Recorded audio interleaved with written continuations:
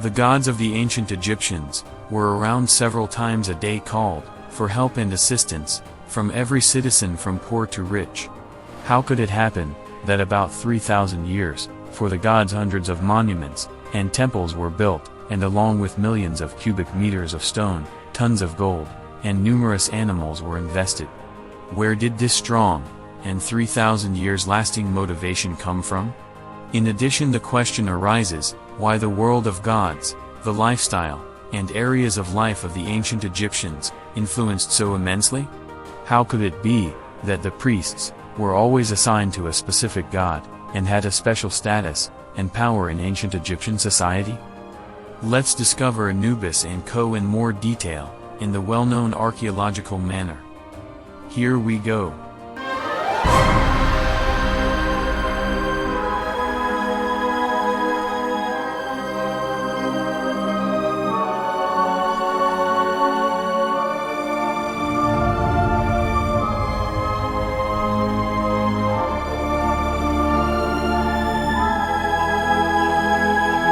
The Godfather. The Godfather is shown as a human-like mummy, with a shaved head, and presented with a yellow or green complexion. In his hands he holds one rod, for life, and the scepter for power, and the pillar for constancy. Ptah was considered as the creator god. He was an earth god. As an earth god, he formed the man from clay, using the potter's wheel, which also made him the god of craftsmen. Thoth was the partner of the lion goddess Sekhmet. A high priest of Thoth held the title of chief master craftsman. The god Seth.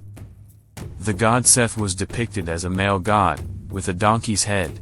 Seth is associated with the storms and tempests.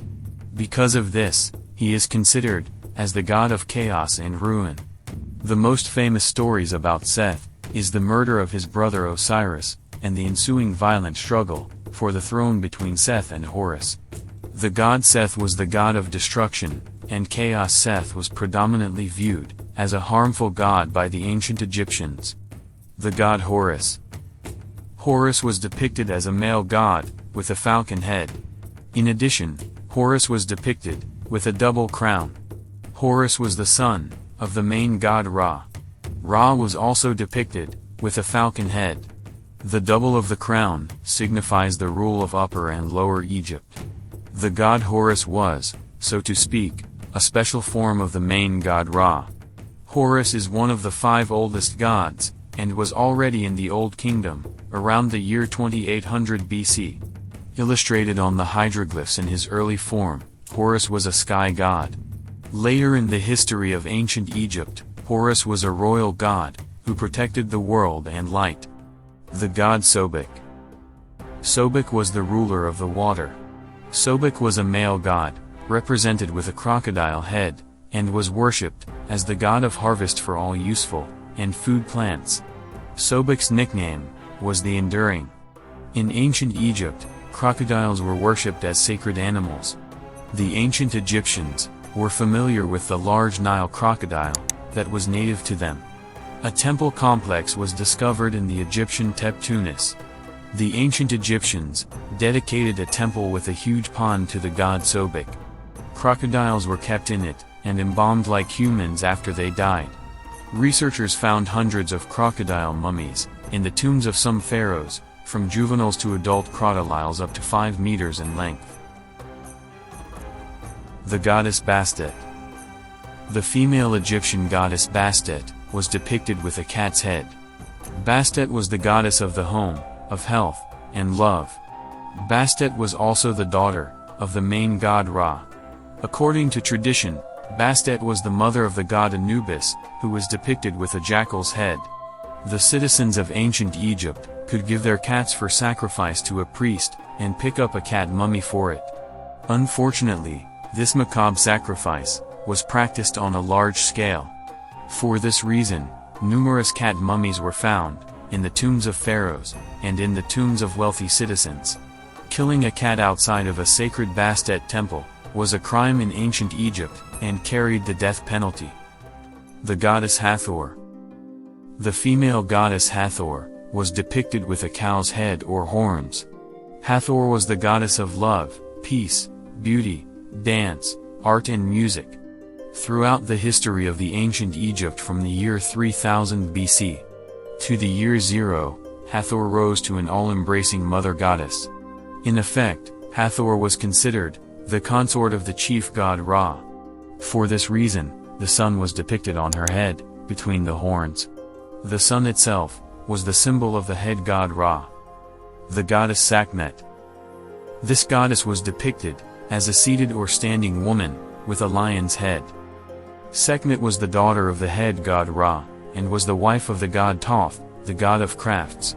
The name Sacknet means the mighty one in ancient Egyptian and an epithet.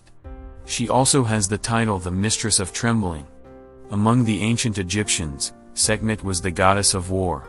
Sekhmet was one for the pharaoh's symbol for the mobilization of troops, and fighting spirit in war.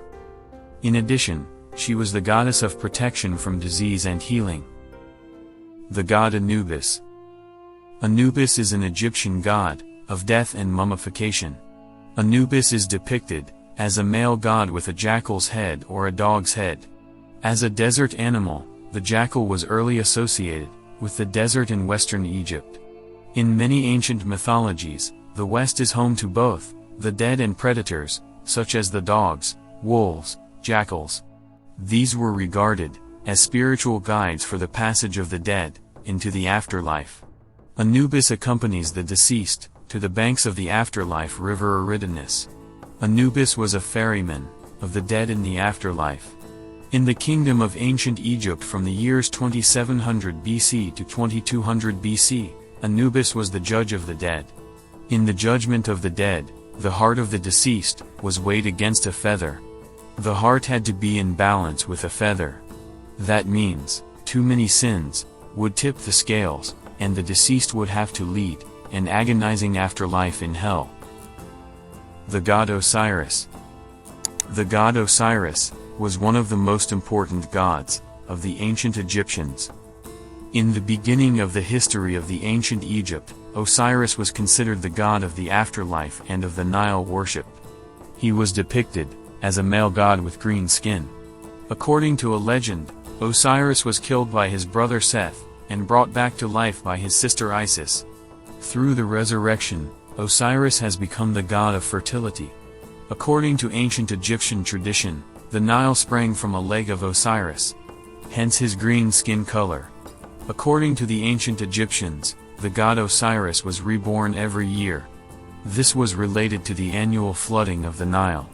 Every year in 2 intervals, there was more and less water in the Nile. When the water receded, the mud was turned into fertile soil for planting crops used. The main god Ra.